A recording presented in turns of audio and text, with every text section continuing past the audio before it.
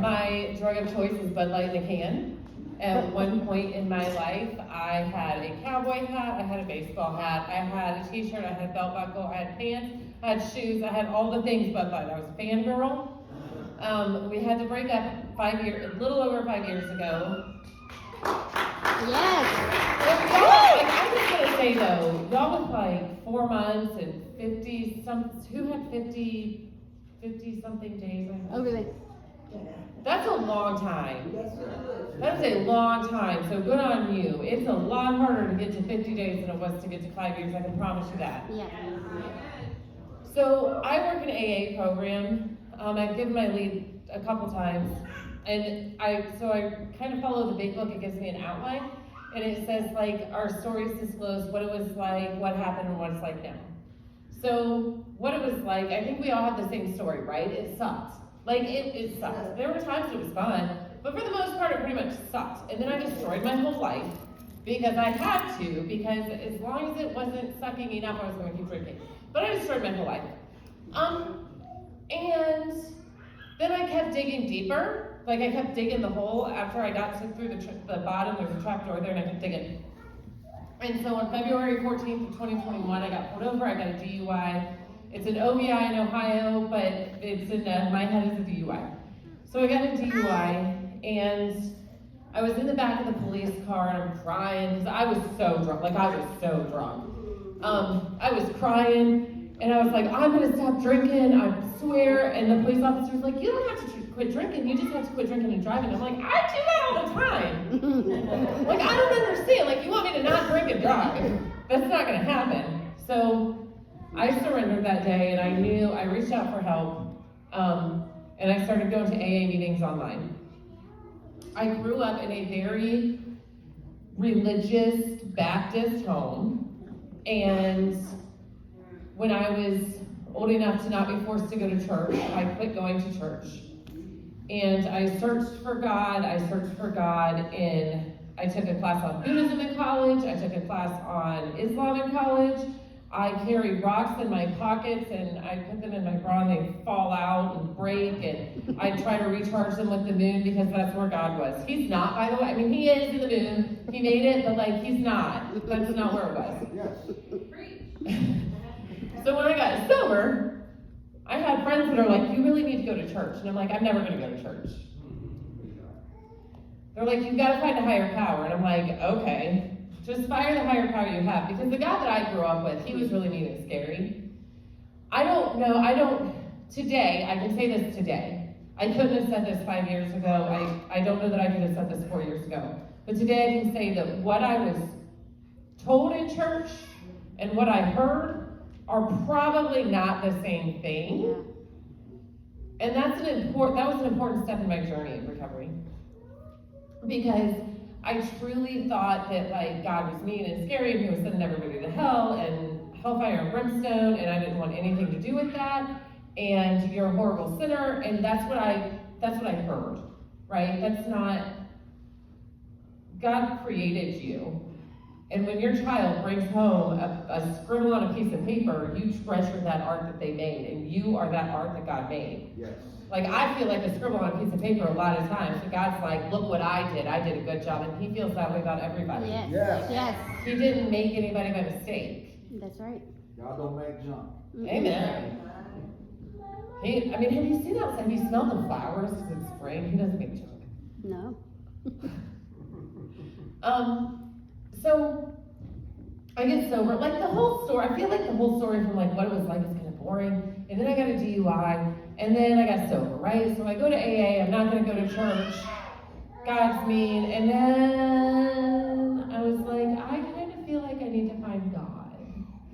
And when I first got sober, I was told like, fire your God and go get a new one. And I love that concept because that's what I needed. Well, I'm a big Harry Potter fan. So when I would pray, I would see Dumbledore. He's a powerful wizard. He always knew what Harry was doing, and he always had Harry's best interest, even when it didn't feel like it. Like in some of the books, Harry's like, nobody's talked to me all summer, and Dumbledore's like, I was protecting you.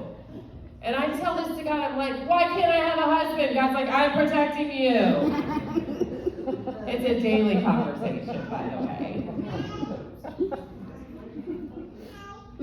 So I get sober, and I go to AA meetings, and I work in an AA program, and then there I am in Catholic church, because I converted to Catholicism. You don't have to, but you can, and it's all the same God, right? Like, it's just, we worship different. So there I am in church, and I'm like, oh, here's God. Here he is. And, you know, when you get sober, you know, I knew one way of life. I knew the way of going to the bar and drinking, and everything that I did in my life up to that point involved drinking. If I was going camping, I was drinking. If I was going to a board meeting, I was drinking, because that's actually a really good way to get kicked off of boards. True story. If I was cleaning my house, I was drinking. If I was watching TV, I was drinking. Whatever I did, I had to have alcohol involved, because I didn't know how to do anything without it. So I had to learn how to do everything. I had to relearn how to clean my house.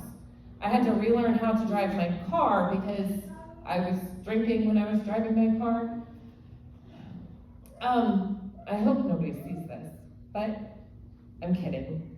So, I'm sober now, and my whole life is a blank slate, and that's the fun thing about being new in recovery, right? Your whole life is just this empty slate.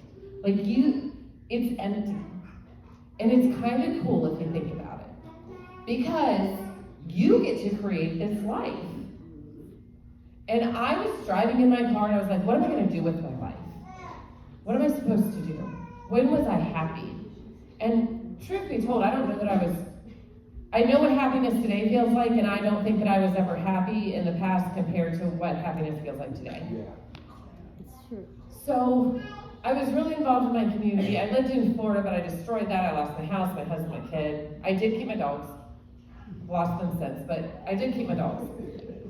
But I lost everything else. I got kicked out of a trailer park. It sucked. It sucked. So I decided I'm going to get involved in my community. So that's my life now. I do like ridiculous amounts of volunteer work. So as I came in, I want to tell the story because it's funny. So as I came in, there's all these beautiful babies. And one time in church, the priest was like making a joke, and he's like, you can't steal babies. And it was a joke, right? But like I took it seriously because I really want to take the babies because I love them. And so I think I probably told all of the moms here with the babies that I was going to take your babies, so I want to apologize for that. But one time I actually told a congressman I was going to steal his babies, so I feel like that's a whole different level, right? Because who does that? My dad's always like, you can't say that, and I'm like, but I did. I did. It's fine. It's fine. So I got really involved in my community, and I got, what I have found. The third step of AA is made a decision to turn my will and my life over to the care of God as I understand Him. And that's a big thing. Like when I did it the first time, my sponsor was like, it's just a decision.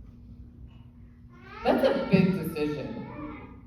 Like, when you really are just all in on like, God, let me do what your will, like somehow you end up in rooms with people that you have no idea how you ended up in those rooms with. I just want to be a real estate investor and a trophy wife, and that is not happening. God's like, no, I've got plans for you, watch. But what I feel today is a peace that I've never felt before. Yeah. And I've never felt comfortable in my own skin because I was always trying to go against what God wanted me to go against. And being in the rooms of Alcoholics Anonymous and being in my church and being around other Christians, it's like I came into my own skin. I always had this mask on, and it wasn't fun. Like, it's not fun trying to pretend, When I got sober, I would say I've got like my family, and then I've got my AA friends, and I've got my non-AA friends, and I've got all these different groups of friends. Like, I know a lot of people, so it's obnoxious sometimes, but I know a lot. If you need a guy, I know a guy. I'm that person. So I never wanted anybody to intermingle though. Like I wanted this part of my world to stay this part of my world. And I wanted this group to be with this group. And I wanted to stay friends with these people. And today in my life, what I know is I don't care. Like, I'm not embarrassed of the people that I spend time with, because I used to be embarrassed of the people that I spent time with. When I was sitting in a bar, I didn't necessarily want the people that I was sitting in a bar with to be hanging out with my very Baptist brother and sister-in-law. I didn't want that to happen. But I got into my own skin, I got comfortable with who I was. And it took a long time, like it takes time. I don't feel like I've been sober that long, but it takes time to get there. And it takes a daily practice. I get up stupid early in the morning. I'm super high maintenance in the morning. Like, super high maintenance in the morning. But that's part of my journey, and that keeps me sober. So, how much time do I have? I'm not really talking much about my drinking time. It's not very exciting. You have I've got 15 plenty more of time. minutes. Yeah, you're good. Oh, well. 15 more minutes. Okay, good. So, I don't feel like I'm being very funny. I feel like I'm disappointing everyone. You're doing great. Woo! So, You got this. Yes. okay. So, part of the journey of recovery into becoming a Christian, and I love that this group is like faith-based, because when I talk in AA, I can't really talk like, I can't go all in on my faith, right? And I don't like to talk about the past that much, because we really do have the same story, right? Like, I grew up in a good home, not everybody did. Some people grew up in better homes than I did, some people grew up in worse homes. We found a drug of choice, we became addicted to it, and here we are, because we all reached a bottom. Some of our bottoms are different, but it was a bottom. That's right.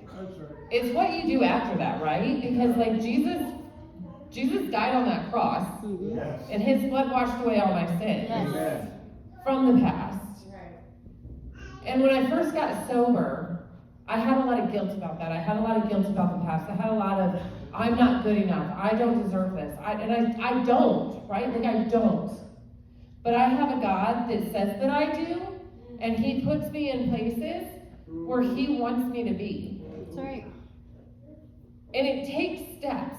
So it takes a process to get to where you need to be. I had to get sober. I had to be able to not use for 24 hours at a time, and that was hard. So, it was the second time I got arrested. I spent 3 days in jail, and that sucked.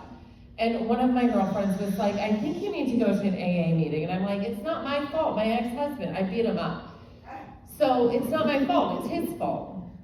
I did. I think he let me, but I'm gonna stick with that one. Yeah. But, so we go to this AA meeting, and I see this woman get a 37-year token. And I'm just like, she's not an alcoholic. She's like, I used to pass out in front of my kids. And I'm like, everybody does that. Like, tell me who hasn't passed out in front of their kids in this room. That's what I did. Like, that's what you do. Everybody I was around was a drinker, and they drank like me. And I'm not calling anyone an alcoholic because I don't know, but everybody I knew that drank like I did. Maybe I thought they did, so that's what I'm gonna believe. And then I saw a guy get a 90-day token, and he was so excited to have those 90 days. And I had so let's see, I went to jail on Sunday night and I was drunk. So I had Monday, Tuesday, Wednesday, I had 4 days sober. And I was like, I can never do that. I can never get 90 days sober. And I would go in and out of trying to go to meetings, and these wonderful women would try to sponsor me. And then I would do something stupid like get drunk and try to kill myself on my ex-husband's front porch. I did, it's fine. We all, I made bad choices, but we're here. That's right. And that's why we're here. Yes. So, where was I going? I have a priest that does this. He'll just stop and he'll be like, he's the one that told us not to steal babies.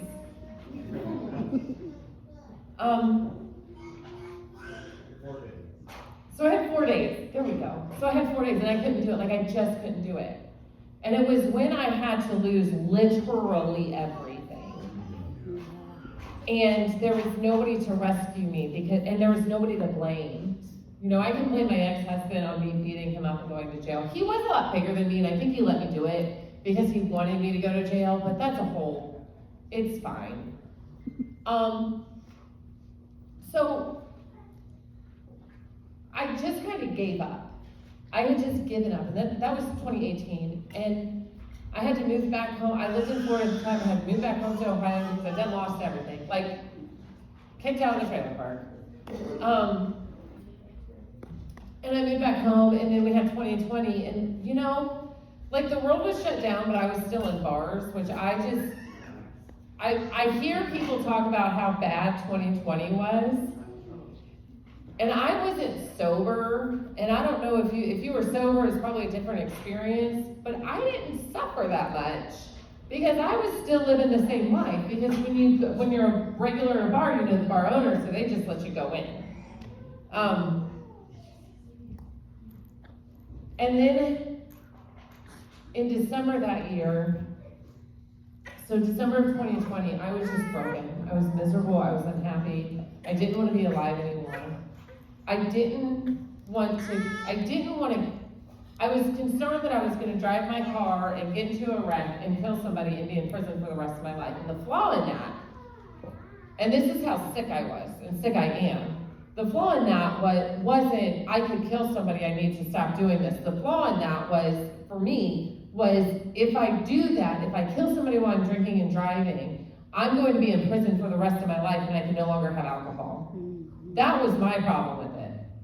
If I got sick and had liver disease or something and I was in the hospital, it's not, I don't want my life to end early. It was, how am I going to drink if I'm in the hospital with cirrhosis of the liver? Like, that was the problem. So I got this really good idea that I was going to enroll in college because the AA Big Book says, like, we try all these things, right? So we try all these things. I ordered a diet cleanse, like this 30-day cleanse, and you can't drink when you're doing a cleanse. So I wasn't going to drink, and then I was like, I'll enroll in college. So I'll get my master's degree, I'll enroll in college, and that'll get me to stop drinking. And at the same time, I'm waking up every day in miserable pain. My soul was shattered. And if you know what I mean, you know that feeling. My soul was shattered. I'm begging God, like, make it stop, make it stop. So I had scheduled to start school on February 21st, and I was going to start that cleanse like the week before. And so February 13th, I was like, I'm going to go out drinking one last time. And that was what I said. Like, that was my thing. Like, I was going to go out, and I was going to live it up, and then I was going to slow down. I wasn't going to stop drinking, I was just going to slow down. I'm an alcoholic, we don't slow down. I am like, let me go as fast as I can. I don't know how to slow down. And that night I saw blue lights and I knew it was God, right? Like I knew it was God. I wasn't mad. He gave me all the field tests.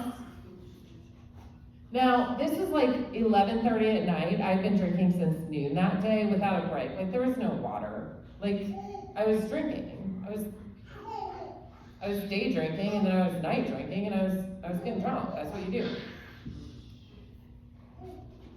So I'm out there doing all the field sobriety tests because in my mind, I think it's hilarious. Like I think that if I can pass one, he's gonna let me off. Like I thought he was being really nice.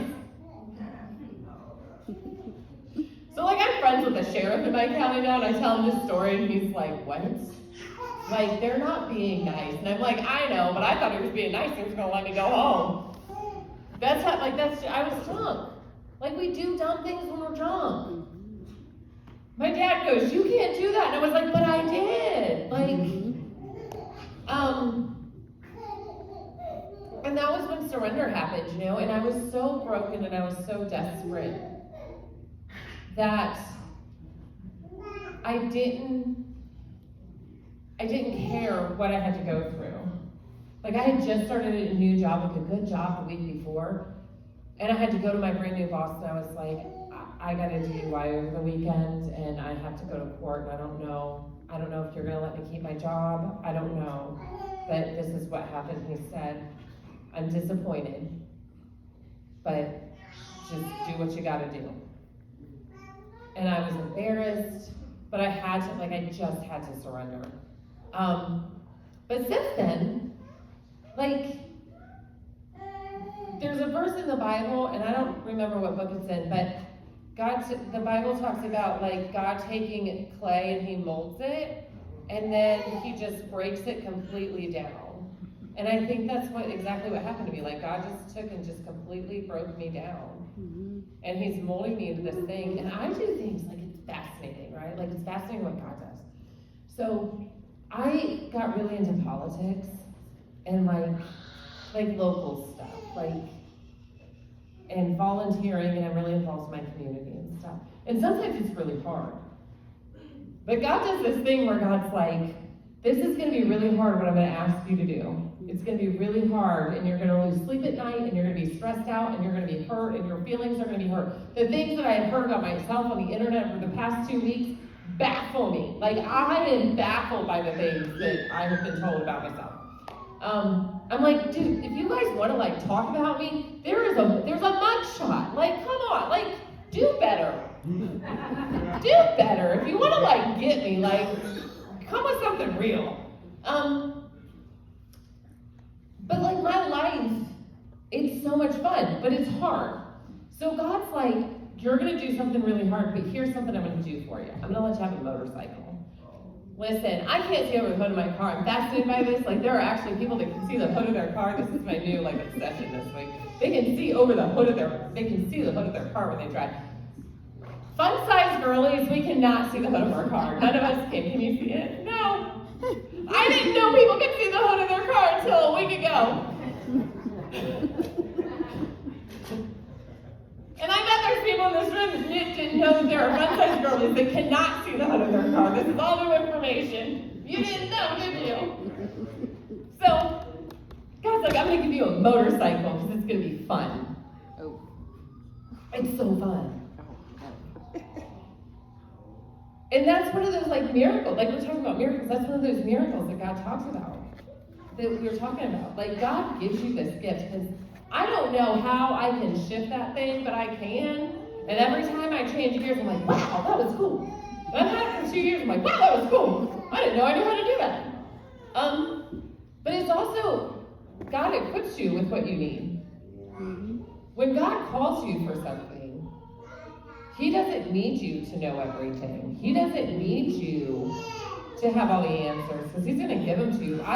Stuff will come out of my mouth, and I'm where did that come from? Huh, didn't know I knew that. I know about things that I don't know where I learned them. I have no idea. But I'm oh, didn't know I knew that. God will equip, just like He did with Moses, right? I'm listening to books on the Old Testament books, because I love the Old Testament. So just like He did with Moses, right? Moses wasn't equipped. Moses is God, but I have a stutter. God's I don't care, go. God's gonna use you. God didn't save you from nothing, from the dirt floor bottom of the trapdoor at the bottom of the bottom, to not use you and to not equip you. Sure. He just does, and I can see that every day in my life because of church, because of my relationship with God. I had to get sober. Then I had to find God. Then I had to surrender over and over. And every day I had to surrender. And I'm a big third step fan, the AA third step, that's my spot. That's my sweet spot. Because if I stay in my third step, I can stay in all my other steps, If I surrender my will and my life over the care of God, the other stuff kind of comes together, right? If somebody upsets me, okay, God, what was the purpose here? And sometimes it's just the devil. Sometimes the devil's I don't like you because God's using you, so I'm going to go after you. And it's the reality that you ask God for help you, and He's going to fight him. We're not doing this by ourselves. So that decision to make, to turn my will and my life over to the care of God, that's a daily thing, right? And God equips you with everything you need to fulfill His will. And I would love to be able to live on the beach and get drunk every day, because I really like to be drunk. I don't know. I don't like to be high, but I love to be drunk. I don't like the consequences of the problem. But if I could just go live on the beach and just drink all the time and do nothing, that'd be cool, but that's not God's will for my life. He created me for something more, and you're not in this room because He created you for anything less than His plan and His That's purpose. right. Yeah, that's it, right there. Yep. And I had to get sober, and I had to find God, and then I had to, you have to get sober, you've got to get clean. And God's going to teach you how to live a clean life. You've got to, I had to learn how to clean my house. I had to learn how to go to the grocery store. I used to go to the grocery store on Sunday when I drank. I'd go to Myers on Sunday and get a 12-pack of beer, and I'd drink 2 on the way home. And I lived 10 minutes away from the grocery store. So I'd drink 2 on the way home, and then I would put my groceries away and pretend to meal prep, but I was drunk. And then I would clean my house. That's what I would do. I had to go to a different grocery store because I couldn't continue to go to the same grocery store. I had to change everything about my life. And I think that was the first thing for me. And that's probably why those first 54 days are so hard, because you don't know how to do anything on your own. And then I had to learn what I liked. Now, I remember people would say, "What do you like to do for fun?" I couldn't answer. I like to hold down a bar stool. I like to make sure a bar stool isn't going to fall down. That's all I knew how to do. So I'd never gone kayaking before. I had no idea, because I couldn't do those things, right? I jumped out of a plane once when I was still drinking, but I wasn't drinking that day, but I drank after. But, the floating tents that they have, I did that one night. I couldn't do those things drinking. I couldn't kayak because apparently it's a thing where you go and you drink while you're kayaking, but I couldn't get to the point of not drinking enough to get the kayak trip planned. It's a lot of work to plan a kayaking trip, by the way, if you didn't know that. It takes effort. It does. So,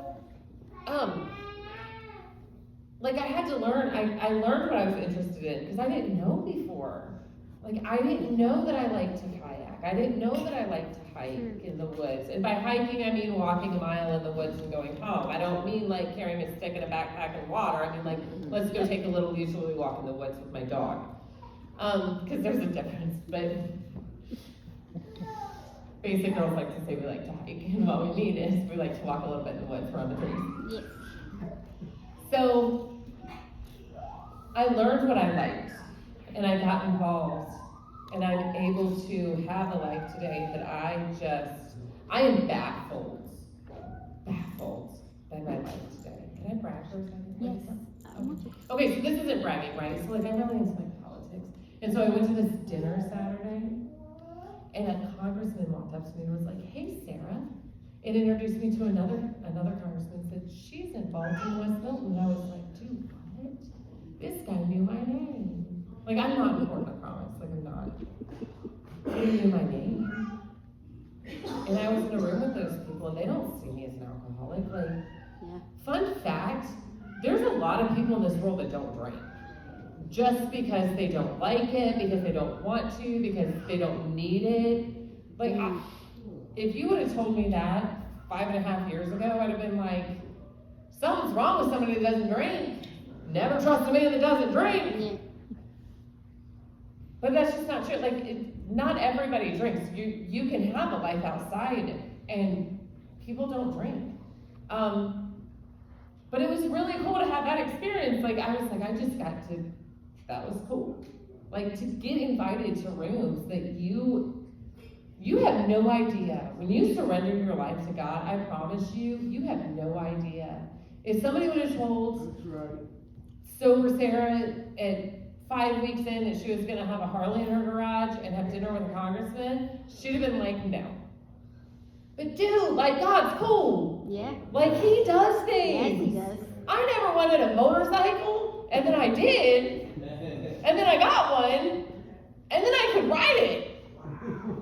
It's a big wow. Like, I don't ride with passengers for a reason. We don't. I don't know why they let me drive, but they do. But I can ride a motorcycle. So I feel very like God has a plan and a purpose in your life. And when you surrender, I just feel like this is real. I don't plan when I talk, so like that's why I have no idea what I'm saying. But I trust God to just give me those words. But I feel like God just wants you to know that He has a plan and purpose. And if you just surrender and just let it all go and be that piece of clay and just let Him break you, let Him continue to break you until you're not broken anymore. Because there does come a point when you don't feel broken. To just allow God, like that surrender to God, just allowing God to work in your life. Like He will work the miracles in your life, and you will see them every moment of every day if you allow Him and if you listen. And with that, I will